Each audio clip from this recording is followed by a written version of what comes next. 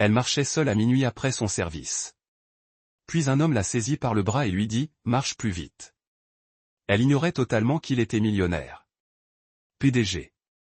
Sous la lumière vacillante du lampadaire, le souffle de Christine se fit perceptible dans l'air vif de la nuit. Elle venait de sortir du restaurant, la porte vitrée se refermant derrière elle avec un bruit sourd, instantanément englouti par le vide de la rue. Sa montre indiquait minuit 46. La ville dormait. Seul le bourdonnement lointain de la circulation et le bruissement des détritus dans les caniveaux lui rappelaient que le temps continuait d'avancer. Elle resserra son manteau et ajusta la sangle de son sac en toile usée. Ses baskets raclèrent doucement le trottoir humide lorsqu'elle tourna à gauche dans l'étroite ruelle, un raccourci qu'elle avait déjà emprunté des centaines de fois. 7 minutes pour rentrer chez elle. Elle pensait qu'il lui suffisait de traverser la ruelle. Puis, 2 pâtés de maison après la pharmacie fermée, elle serait à son appartement. Mais quelque chose était différent ce soir-là. Un léger bruissement, puis le léger battement rythmique de pas. Le pouls de Christine s'accéléra. Sûrement quelqu'un d'autre qui rentre chez lui, murmura-t-elle dans un souffle, forçant un petit rire, essayant de contenir le malaise qui la submergeait. Mais les pas ne s'affaiblirent pas. Ils devinrent plus forts, plus réguliers, identiques aux siens. Non, pas identiques. Se mirant comme une ombre qui ne lui appartenait pas. Elle ralentit. Eux aussi. Elle accéléra. Ils la suivirent sans interruption. Trop près. Un frisson lui parcourut la nuque. Elle fouilla dans la poche de son manteau, les doigts effleurant le bord de son téléphone. Mais avant qu'elle puisse l'attraper, une main se referma fermement sur son poignet. « Lâche-moi » hurla-t-elle en essayant de se dégager. Sa voix était aiguë et paniquée. Mais l'emprise de l'homme était inébranlable. Sa voix, basse et impérieuse, coupa son cri. « Marche plus vite. Ne te retourne pas », son cœur battait fort. Elle pouvait à peine respirer. L'homme portait un sweat à capuche sombre, la tête baissée, le visage obscurci par l'ombre. Elle ne distinguait pas ses yeux, seulement le reflet de la lumière de la ville sur sa mâchoire. Sa respiration était courte et rapide, non pas due à la nervosité. Elle semblait contrôlée, comme s'il était préparé, comme s'il avait déjà fait ça. « S'il te plaît, ne me fais pas mal », murmura-t-elle d'une voix brisée. Il ne répondit pas. Il ne serra pas son poignet plus fort, mais il ne le lâcha pas non plus. Il se mit à marcher, l'entraînant avec lui, d'un pas rapide et déterminé. Christine tituba pour suivre le rythme. Tous les muscles de son corps étaient tendus entre la fuite et la terreur. La ruelle se rétrécissait, l'obscurité s'épaississant à chaque pas. Il n'y avait pas de fenêtre, pas de sortie, juste des murs de briques humides, une unique lumière vacillante derrière eux, et un sentiment de terreur qui enserrait la gorge de Christine comme un nœud coulant. Une nouvelle serveuse disparut après son service de nuit. Corps retrouvé dans la ruelle. Suspect inconnu. Les gros titres lui traversèrent l'esprit comme une plaisanterie cruelle. Ses jambes voulaient courir, mais son cerveau ne parvenait pas à l'enjoindre. Sa poigne, bien que ferme, n'était pas douloureuse. Elle n'était pas brutale. Il ne la frappait pas. Il ne criait pas. Mais le silence était pire. Il continuait simplement à marcher. Pourquoi? Pourquoi ne faisait-il rien? Pourquoi ne l'avait-il pas entraîné dans l'ombre ou dégainé une arme? Elle essaya de le regarder à nouveau, mais l'angle dans l'obscurité ne lui révéla rien. Juste la pression constante de sa main sur son poignet et le bruit. Le bruit de 2 paires de pieds résonnant sur le béton. Puis un bruit perça le silence, un bruit sec comme du métal contre la pierre, une bouteille roulant, du verre raclant le trottoir. Une petite fenêtre s'ouvrit, son meurtrier. Christine se figea, mais l'homme la serra plus fort, murmurant entre ses dents, continue d'avancer. Un mouvement flou se dessina derrière eux, une ombre jaillissant du fond sombre de la ruelle, puis disparaissant dans la rue qu'il venait de traverser. Christine halta, tournant la tête juste à temps pour voir la silhouette disparaître derrière une benne à ordures. L'homme relâcha légèrement son poignet, sans le lâcher complètement, mais suffisamment pour soulager la pression. Sa poitrine se soulevait et s'abaissait en soubresauts frénétiques. Elle ne pouvait plus penser, ni parler. Mais pour la première fois depuis qu'il l'avait empoignée, Christine sentit quelque chose bouger. La peur courait encore dans ses veines, mais ce n'était plus la peur de l'homme à côté d'elle. C'était la peur de ce qui aurait pu arriver s'il n'avait pas été là. Elle leva de nouveau les yeux vers lui, et bien qu'elle ne puisse toujours pas voir le sien. Le visage clairement dessiné, elle remarqua la façon dont ses épaules s'étaient tendues. Non pas comme un prédateur, mais comme un bouclier, protecteur, vigilant. Et soudain, sans comprendre pourquoi, Christine cessa de s'écarter, sa main se relâchant légèrement. Elle continua de marcher. Christine le suivit, ses pas avançant plus vite que ses pensées ne pouvaient le suivre. L'homme ne parla plus. Il ne la regarda pas. Il marcha simplement, ne la traînant plus, mais lui tenant toujours le poignet comme s'il savait qu'à la seconde où il le lâcherait, elle s'enfuirait. Ils tournèrent deux coins en silence. La ruelle s'élargit. Les lampadaires revinrent, projetant de pâles cercles de sécurité sur le trottoir fissuré. Le bourdonnement d'un distributeur automatique bourdonna près du monde, réapparaissant. Il finit par lui lâcher la main. Christine recula d'un pas, serrant son poignet. Sa respiration était saccadée. Son cœur n'avait pas encore ralenti. Elle fixa l'homme, s'attendant presque à ce qu'il disparaisse, mais il ne bougea pas. Il se tenait là, silhouette dans la lueur lointaine d'une laverie automatique fermée, le visage toujours caché sous le capot. Quoi? Que vient-il de se passer? Demanda-t-elle d'une voix forte. Il n'a pas répondu. Qui était-ce? Insista-t-elle. Il me suivait? Tu le connais? Toujours rien. Tu le connais? Cette fois, répondit-il. Sa voix était basse, calme, posée. Il t'observe depuis des jours. Christine resta bouche bée. Quoi? L'homme se tourna légèrement, suffisamment pour que la faible lumière éclaire le côté de son visage. Sa mâchoire était serrée, ses lèvres pincées en une ligne sombre. Même chemin, même heure, même chaussure, même intention. Comment vas-tu? Elle sursauta, mais il la coupa d'un regard. Pas furieux, mais résolu, indéchiffrable. Tu devrais arrêter d'emprunter cette ruelle, dit-il. Tu me surveillais aussi, rétorqua-t-elle sèchement. Tu trouves ça moins terrifiant? Il pencha légèrement la tête. C'est pour ça que je l'ai suivi. Christine sentit la rue s'incliner sous ses pieds. C'était trop soudain. Ses genoux menaçaient de céder, mais elle resta debout, les bras croisés sur la poitrine. Tu n'as aucun sens. Qui es-tu? Que veux-tu? Je ne veux rien, dit-il. Sois prudente. Et là-dessus, il se retourna. Non, attends. Christine fit un pas en avant, mais il s'éloignait déjà, disparaissant dans l'ombre d'où il était venu. Ni en courant, ni en se cachant, juste en disparaissant dans la nuit comme s'il y avait sa place. Christine se tenait figée sous le lampadaire, la peau encore picotée là où sa main l'avait tenue. Sa respiration s'était calmée, mais ses pensées, non. Elle regarda la rue, les immeubles, le vide silencieux. Pour la première fois depuis longtemps, la ville lui semblait étrangère. Elle ne savait pas ce qui venait de se passer.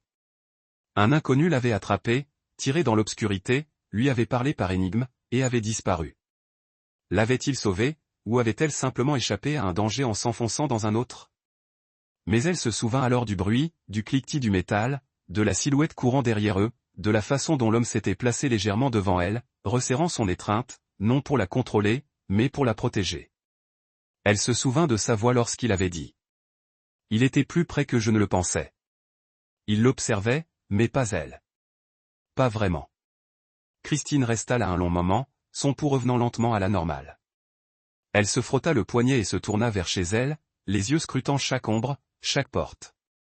Arrivée au coin de sa rue, elle s'arrêta et jeta un coup d'œil dans la ruelle. Elle était vide, mais elle ne parvenait pas à se défaire du sentiment que quelqu'un l'observait encore. Elle parcourut le reste du chemin en silence. Christine s'assit en face du policier, les mains agrippées au bord de la chaise en métal, racontant chaque détail dont elle se souvenait. La ruelle étroite, l'ombre derrière elle, l'homme qui l'avait attrapée et celui qui s'était enfui. Le policier écoutait, hochant la tête de temps en temps, tapant sans grande expression. Il n'y a pas d'image, dit-il finalement. Pas de caméra dans cette ruelle, pas de témoin. Vous avez dit que l'homme qui vous a aidé n'a jamais donné son nom. Elle secoua la tête. Bon, on va déposer plainte, mais sans plus, on ne peut pas faire grand-chose. Si quelqu'un vous suit à nouveau, appelez immédiatement. Ne le confrontez pas. Christine quitta la station, se sentant encore plus mal qu'à son arrivée. Au travail, la situation n'était pas meilleure. Sa collègue Beth se pencha tandis que Christine essuyait un comptoir. « Ça va ? On dirait que tu as vu un fantôme. » Christine hésita. « Je crois que quelqu'un a essayé de me suivre chez moi l'autre soir. » Beth haussa un sourcil. « Réfléchis, ou tu es juste parano.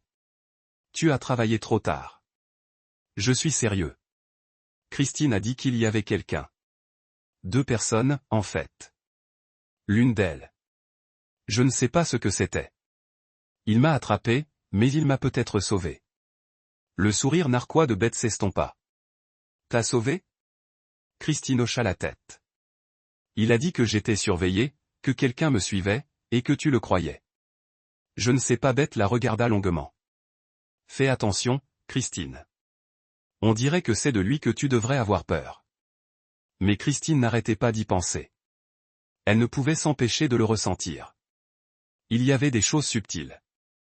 Le bruit de pas derrière elle qui disparut à la seconde où elle se retourna. Le reflet de ses yeux dans une vitre sombre. Une voiture au ralenti un peu trop longtemps en face de son appartement. Elle changea d'itinéraire pour rentrer chez elle. Elle marchait dans des zones éclairées, prenait le chemin le plus long, évitant complètement la ruelle. Elle quittait le travail plus tôt, vérifiant à 2 reprises qu'il n'y avait personne derrière elle. Elle verrouillait la porte 2 fois, même pendant la journée. Le pire n'était pas la peur. C'était le doute, l'incertitude lancinante et douloureuse. Avait-elle tout imaginé ? Son esprit lui jouait-il des tours ? Ou quelqu'un l'observait-il encore ? Un soir, alors qu'elle sortait de la pharmacie avec un sac de courses, elle le revit. L'homme, il se tenait près d'un arrêt de bus fermé, sous un abri rouillé, les bras croisés, la capuche relevée. Il ne bougea pas, se tenant là, comme une statue sortie d'un rêve.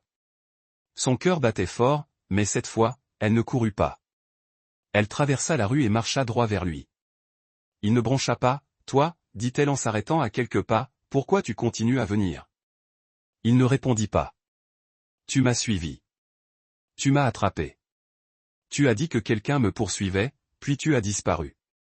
Qui es-tu » Il regarda droit devant lui, à voix basse. « Ce n'est pas important. » « Pas important. » Christine s'approcha. « Es-tu une sorte de tuteur autoproclamé ? Tu crois aider les gens ? » Il resta silencieux. « Ou peut-être que tu caches quelque chose, » continua-t-elle, la colère montant. « Peut-être n'es-tu pas le héros. Peut-être que c'est toi dont je devrais avoir peur. Tu es toujours là, toujours à surveiller.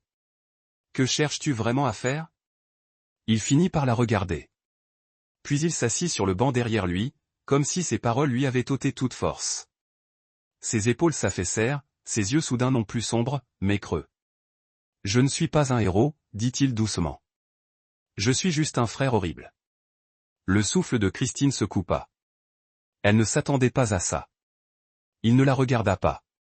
Il fixa le sol, les mains jointes entre les genoux. La colère de Christine s'évapora lentement de sa poitrine, remplacée par quelque chose d'autre, plus lourd et plus triste. Elle resta là un long moment, ne sachant que dire. Puis, silencieusement, elle s'assit à côté de lui. Il ne s'éloigna pas. Aucun d'eux ne parla. La ville bourdonnait faiblement en arrière-plan, et à cet instant, 2 inconnus, liés par les ombres et le silence, étaient assis côte à côte sous un lampadaire vacillant. Ils recommencèrent à se rencontrer, non par hasard cette fois, mais par un accord tacite et silencieux. Aucun plan n'était prévu, et pourtant leur chemin se rejoignait sous les mêmes lampadaires. Au début, ce fut bref. Un signe de tête de l'autre côté de la rue, une marche silencieuse jusqu'au prochain coin de rue. Mais ce fut plus profond. Ils marchaient ensemble tard le soir, parfois dans des rues familières, parfois vers des endroits inconnus que Christine n'avait jamais remarqués auparavant. Il lui montra la soupe populaire où il faisait parfois du bénévolat. Elle apporta des provisions supplémentaires du restaurant et les distribua aux mêmes sans-abri qui attendaient toujours près du banc du parc. Ils ne parlèrent jamais de ce qui s'était passé, pas directement. Au lieu de cela, ils laissèrent le silence s'adoucir, non s'alourdir. Christine se surprit à écouter davantage, même sans un mot, et Liam, bien que rarement bavard, commença à la regarder plus souvent dans les yeux, comme s'il cherchait quelque chose. Ou peut-être qu'il laissait passer quelque chose. Un soir, ils s'assirent sur les larges marches de pierre d'une vieille bibliothèque fermée depuis longtemps pour rénovation. L'air était frais, l'automne s'installant aux confins de l'été. La ville bourdonnait doucement au loin, atténuée par la petite rue tranquille qu'ils avaient trouvée. Liam regarda devant lui d'une voix basse et égale. Elle s'appelait Sophie. Elle avait 16 ans, dit-il. Un soir, elle rentra chez elle à pied, à quelques pâtés de maison à peine. Elle n'y parvint jamais. Personne ne l'aida. Personne ne l'appela.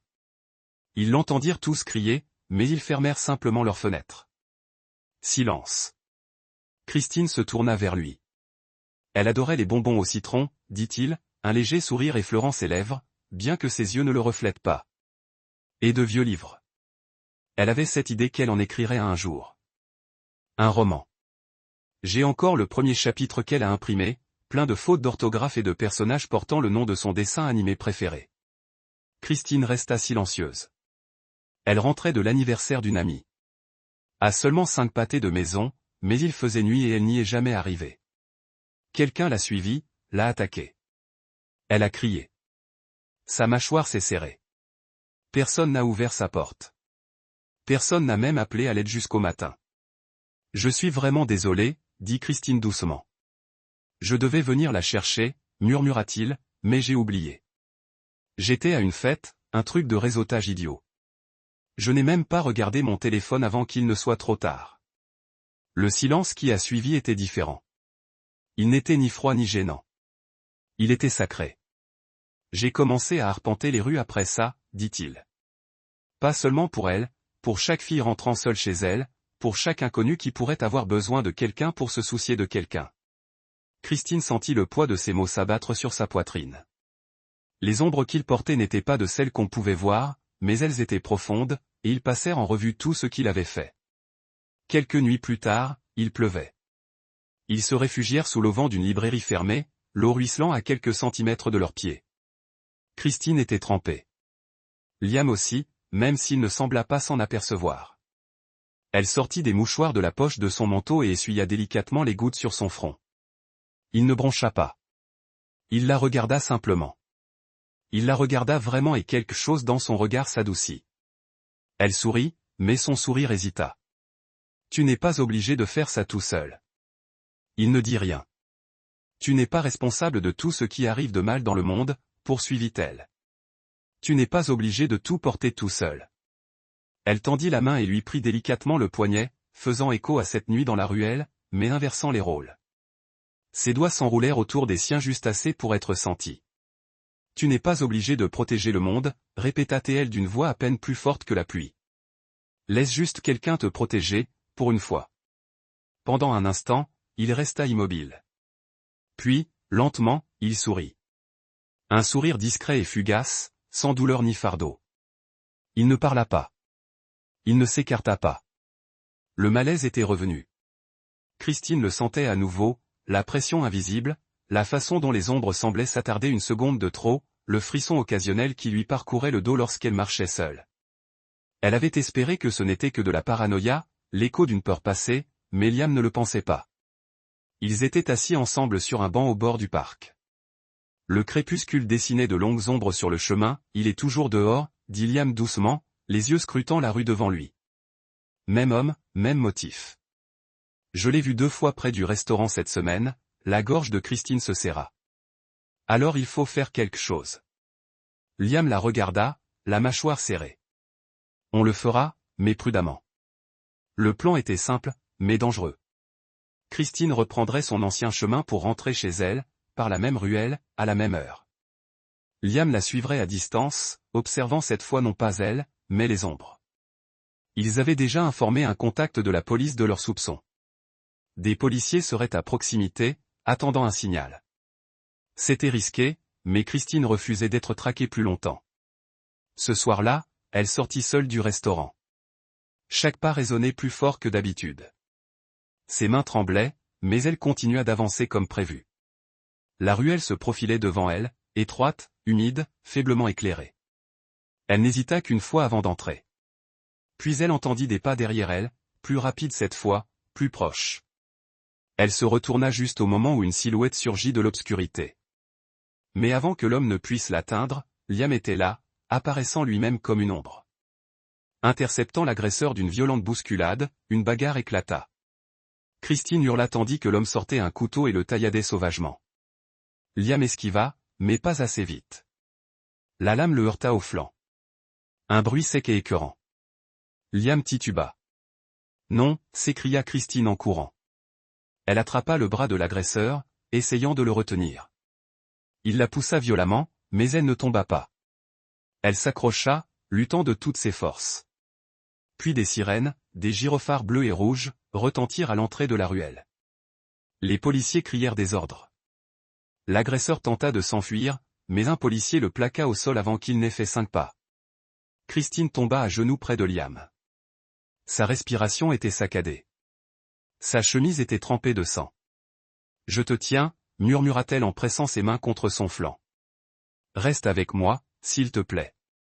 Reste avec moi. » Plus tard, à l'arrière de l'ambulance, la police expliqua ce qu'elle avait découvert. L'homme avait un casier judiciaire. Il était recherché dans un autre État pour tentative d'agression. Il avait disparu des mois auparavant, se faufilant entre les villes, traquant des femmes, à la recherche d'une proie facile. Christine avait été sa dernière cible. Il l'a avoué, dit un policier d'un ton sombre. Il avait prévu de vous voler, et pire encore. L'estomac de Christine se retourna, sa vision se brouilla. Liam l'avait encore sauvé, et cette fois, il avait failli mourir pour cela. Elle lui prit la main, la serrant fort tandis que l'ambulance filait vers l'hôpital, les larmes coulant à flots. Peu lui importait qui il était.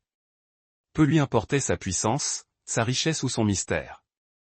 Pour elle, à cet instant, il était la seule personne au monde. Les mains de Christine tremblaient tandis qu'elle pressait la serviette imbibée de sang contre le flanc de Liam, ses propres vêtements tachés de rouge.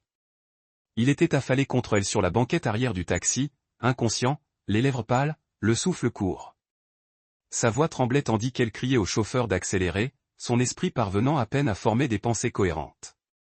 Lorsqu'ils arrivèrent aux urgences, les infirmières se précipitèrent sur eux, mais Christine refusa de les lâcher tant que quelqu'un ne l'emmènerait pas physiquement.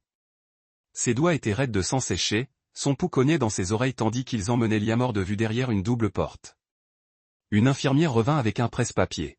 « Nous avons besoin de son nom complet et de ses antécédents médicaux, si vous les connaissez. » Christine cligna des yeux. « Il s'appelle Liam. C'est tout ce que je sais. » L'infirmière fronça les sourcils. « Son nom de famille ? Je ne le sais pas. » Elle hésita, attrapa son téléphone, cherchant désespérément quelque chose, n'importe quoi qui pourrait l'aider. C'est alors qu'un médecin apparut, lut le dossier d'admission et murmura « Liam Carter ». Christine se figea. Elle connaissait ce nom. Tout le monde le connaissait. Liam Carter, magnate de la technologie, milliardaire reclus, fondateur de Carter Tech, organisateur de funérailles caritatives, philanthrope, l'homme qui évitait les caméras, refusait les interviews et bâtissait un empire technologique tout en restant complètement discret. Et il l'avait raccompagnée chez elle à minuit, pansant les blessures d'inconnus, distribuant à manger, la tirant des ruelles, et maintenant, saignant sur ses genoux. Son souffle se bloqua. « C'est lui », murmura-t-elle tandis que le monde s'écroulait sous ses pieds. « Oui », répondit doucement l'infirmière. « Voulez-vous être inscrite comme contact d'urgence ?» Christine hocha la tête sans réfléchir. Les heures passèrent, floues. Elle était assise sur une chaise en plastique dur, les doigts enroulés autour du bord de son manteau, revoyant tout. La pluie, les promenades, ses histoires, son silence, sa douleur.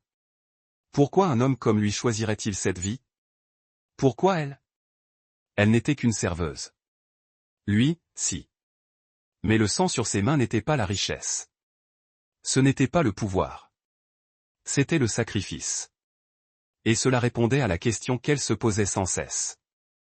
Elle l'aimait. Au matin, les médecins l'autorisèrent à entrer. Liam était toujours inconscient, branché à des moniteurs, des tubes lui sortant des bras. Son visage était pâle, sa respiration encore superficielle, mais régulière. Christine rapprocha la chaise de son lit, s'assit et prit sa main dans la sienne. Elle ne la quitta pas pendant 2 jours. Elle lui tenait la main, lui parlait doucement, dormait par intermittence, craignant qu'il ne disparaisse si elle fermait les yeux trop longtemps. La 2e nuit, elle pleura. De profonds sanglots douloureux s'étouffèrent au creux de son coude, car elle ne pouvait imaginer ne plus entendre sa voix. Juste avant l'aube, ses doigts remuèrent. Puis ses paupières battirent. Christine se redressa, les yeux écarquillés. Liam, murmura-t-elle, sa main se resserrant autour de la sienne. Il remua lentement, puis la regarda, hébété, clignant des yeux comme s'il n'était pas sûr qu'elle fût réelle. Puis sa main se resserra autour de la sienne. Mais... Sa voix se brisa. Mais... Tu vas bien? Des larmes coulèrent sur ses joues. Je vais bien, dit-elle en hochant la tête. C'est toi qui es allongé dans un lit d'hôpital, et tu demandes de mes nouvelles? Il lui adressa un léger sourire. Bien sûr que si. Elle se pencha en avant, pressant son front contre le sien. J'ai cru te perdre. Tu ne l'as pas fait, murmura-t-il. Tu ne le feras jamais. Ils restèrent ainsi un long moment, les machines bipant doucement autour d'eux, la ville derrière la fenêtre commençant à s'éveiller. Puis, sans cérémonie, sans poser de questions, il porta la main à sa joue, essuya une larme et l'embrassa. Ce n'était ni précipité ni dramatique. C'était doux, honnête, une promesse scellée non pas par des mots, mais par la tranquille certitude qu'aucun d'eux ne devait plus être seul. 3 mois s'étaient écoulés depuis cette nuit à l'hôpital, mais pour Christine, c'était encore vivant dans son cœur comme si c'était hier. Parfois, elle se surprenait à tout revivre, les sirènes, le sang, le regard de Liam quand il était venu, et cela provoquait une vague d'émotions si forte qu'elle devait s'arrêter pour reprendre son souffle. Cette nuit-là avait marqué la fin de la peur, de la solitude et de l'incertitude de savoir si quelqu'un comme elle trouverait un jour quelque chose d'aussi pur et puissant que l'amour. Une nouvelle saison avait commencé, non seulement sur le calendrier, mais dans sa vie. Les ombres qui planaient autrefois aux confins de son monde avaient laissé place à une douce lumière et à une tranquille certitude. Fini les nuits blanches et les ruelles sombres qui la hantaient. Fini la douleur sourde de toujours rentrer seule chez elle. Désormais, elle avançait dans ses journées avec détermination, clarté et le profond réconfort de savoir qu'elle n'avait plus à affronter le monde seule. Christine travaillait désormais comme assistante personnelle de Liam chez Carter Tech. C'était un saut depuis le restaurant, où elle avait passé des années à mémoriser les commandes des habitués et à jongler avec des horaires de travail serrés, mais elle s'était vite adaptée. Le monde de l'entreprise était rapide et poli, mais elle apportait son rythme régulier et sa chaleur à chaque tâche. Elle ne cherchait pas à impressionner avec des mots tapes à accent graveleuil ou des vêtements de marque. Elle était elle-même, et cette authenticité brillait plus que tout. Ses collègues l'apprécièrent immédiatement. Elle s'efforçait d'apprendre le nom de chacun, se souvenait des anniversaires et ne rejetait jamais les idées de qui que ce soit. Sa réputation ne reposait pas sur sa gentillesse, son leadership discret et une éthique de travail indéfectible. Son rire, autrefois rare, résonnait désormais dans les couloirs comme une mélodie familière. Avec Liam, la relation était stable. Ils gardaient une relation discrète, non par honte, mais par respect. Pas de grands gestes dans la salle de pause, pas de murmures d'affection en réunion, mais pour quiconque y prêtait attention, le lien entre eux était indéniable. Le visage de Liam s'adoucit lorsqu'elle entra dans la pièce, son attitude changeant subtilement. Il écoutait ses remarques pendant les réunions. Il s'en remettait à son jugement. Et lorsque leurs regards se croisaient de l'autre côté de la pièce, il y avait toujours quelque chose de commun, de non dit, mais de profondément compris. Liam, autrefois connu comme la figure de pro intense et solitaire de Carter Tech, avait changé, non pas de la façon dont on craignait qu'une personne puissante tombe amoureuse, mais de la façon dont on guérit lorsqu'on est enfin en sécurité. Il souriait davantage. Il s'attardait un peu plus dans les conversations informelles. Il commença à encadrer les jeunes employés, leur offrant du temps et des conseils. Il invitait son équipe à déjeuner dans le jardin sur le toit, riait aux blagues, et même les taquinait en retour. Les gens remarquaient le changement, mais plus que cela, ils remarquaient Christine, et au lieu de lui en vouloir, ils l'admiraient pour ce qu'elle avait enduré et pour la lumière qu'elle apportait clairement à la vie de Liam. Un après-midi, Christine était seule dans la salle de conférence, en train de terminer ses notes d'une réunion du conseil d'administration. Le silence régnait, la plupart des employés étant déjà rentrés chez eux. Le ciel était orné de touches d'or et de roses, le soleil couchant projetant une teinte chaude sur la table polie et son carnet. Elle rassemblait ses affaires lorsque la porte s'ouvrit derrière elle. Liam entra, les mains dans les poches. Il semblait calme, mais il y avait quelque chose de différent dans son regard, une pointe d'hésitation rare chez lui. « Salut » dit-il d'une voix désinvolte, mais son regard ne la quitta pas. « Salut » répondit-elle avec un petit sourire, concluant sa conversation. « Je t'enverrai le résumé dans un instant. » Il ne parla pas immédiatement. Il se dirigea vers le centre de la pièce et s'arrêta, lui faisant face un instant. Aucun des deux ne bougea. Je réfléchissais à quelque chose, dit-il enfin, d'une voix plus douce. Christine pencha la tête, une pointe de curiosité dans le regard. Qu'est-ce que c'est? Il fouilla dans sa veste et en sortit une petite boîte en velours. Puis, sans un mot, il s'agenouilla. Christine haleta, figée. Je t'ai trouvé dans le noir, dit Liam en levant les yeux vers elle, la voix ferme mais chargée d'émotion. Mais toi, tu as apporté la lumière à mon monde. Il ouvrit la boîte pour révéler une bague simple et élégante. Rien de tape à accent grave-l'œil, juste intemporel et sincère. Seras-tu ma lumière pour toujours? La main de Christine se porta à sa bouche, les yeux brillants. Son cœur se gonfla si vite qu'elle crut qu'elle allait éclater. Elle ne put qu'acquiescer d'abord, puis murmura finalement « oui ». Puis, plus fort. « Oui ». Liam se leva, glissa la bague à son doigt et l'entoura de ses bras. Ils restèrent là, dans le silence doré de la pièce vide, se tenant l'un l'autre comme si tout ce qui comptait était déjà dans leurs bras. Deux âmes, autrefois perdues. L'obscurité, désormais retrouvée dans la lumière, réunie. Le soleil filtrait à travers les arbres en de doux rayons, projetant une lumière dorée sur le petit jardin niché derrière une propriété couverte de lierre, juste à l'extérieur de la ville. C'était le genre d'heure dorée dont rêvent les photographes, où tout brille doucement et où l'air lui-même semble retenir son souffle. Le jardin était silencieux, sacré dans sa simplicité. Des roses blanches bordaient l'allée, leurs pétales s'ouvrant lentement sous la lumière chaude, et de délicates guirlandes lumineuses scintillaient dans les haies à la tombée de la nuit. Une douce brise faisait bruisser les feuilles au-dessus de nos têtes, apportant le parfum du jasmin et de la terre fraîchement retournée. C'était comme si le monde entier avait choisi ce moment pour s'arrêter et admirer quelque chose de beau. Ce n'était pas un mariage grandiose. Pas de gros titres, pas d'ampoules clignotantes, pas de robe de créateur à critiquer par les magazines. Ce n'était pas un spectacle. C'était une promesse, tranquille, intime et profondément humaine. Seuls les gens comptaient vraiment, et à leurs yeux, cet instant brillait plus que n'importe quelle salle de bal. Christine se tenait sous une simple arche tissée de fleurs sauvages, la main posée dessus. Celle de Liam. Sa robe scintillait de doux fils d'argent, capturant la lumière à chaque mouvement subtil. Elle était élégante mais sans prétention, à son image. Ses cheveux dorés tombaient en ondulations douces sur ses épaules, caressés par le soleil et caressés par la brise. Liam se tenait à ses côtés, vêtu d'un costume bleu marine classique, impeccable et impeccable. Mais ce n'était pas la coupe qui le distinguait. C'était son regard, comme s'il avait attendu ce moment toute sa vie. Au premier rang était assise la mère de Christine, les yeux embués de fierté, serrant un mouchoir en dentelle sur ses genoux. À côté d'elle se trouvaient des collègues de Carter Tech, certains en costume, d'autres plus décontractés, tous souriant chaleureusement. Nombre d'entre eux jetaient sur Liam un regard d'admiration silencieuse. C'était l'homme avec qui il travaillait au quotidien, révélé sous un jour que peu avaient jamais vu. Parmi les invités, il y avait des personnes qui ne portaient pas de costume du tout. Certains portaient des vestes patinées et des chaussures éraflées, mais leurs yeux brillaient le plus. C'étaient des hommes et des femmes dont la vie avait. Les échanges avec Christine et Liam se sont succédés discrètement et profondément. D'anciens inconnus, accueillis sans fanfare, se tenaient désormais ici en invités d'honneur. Lorsque l'officier s'est reculé, hochant la tête avec un doux sourire, Liam s'est tourné vers Christine et lui a pris les mains. Sa voix était basse, destinée uniquement à elle. Désormais, murmura-t-il en lui passant la bague au doigt, tu n'auras plus jamais à marcher seule dans cette allée. Christine eut le souffle coupé. Ses yeux s'emplirent de larmes lorsqu'elle serra sa main dans les siennes et murmura, parce que je t'aurai toujours.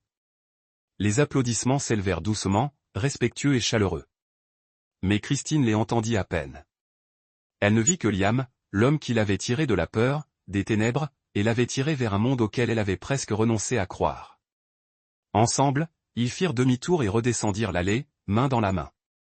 Des pétales blancs flottaient dans l'air comme des bénédictions. Le jardin explosa de rire et de musique, mais au centre de tout cela, il n'y avait que deux personnes. Des gens qui se sont battus pour trouver la lumière et l'ont trouvée l'un dans l'autre. Libérés de l'obscurité, ils ont marché ensemble vers la lumière. Si cette histoire vous a touché, vous a fait retenir votre souffle ou vous a rappelé que l'amour peut éclore même dans les recoins les plus sombres, alors nous vous invitons à rester avec nous pour en savoir plus. Chez Soul Stirring Stories, nous vous proposons des récits qui apaisent, inspire et perdure bien après le noir. Des histoires de héros discrets, d'amour trouvé dans des endroits improbables, de compassion qui changent des vies. Abonnez-vous dès maintenant pour rejoindre une communauté qui croit au pouvoir du récit, celui qui bouleverse l'âme, car parfois, l'histoire à laquelle on ne s'attendait pas est celle dont on a le plus besoin.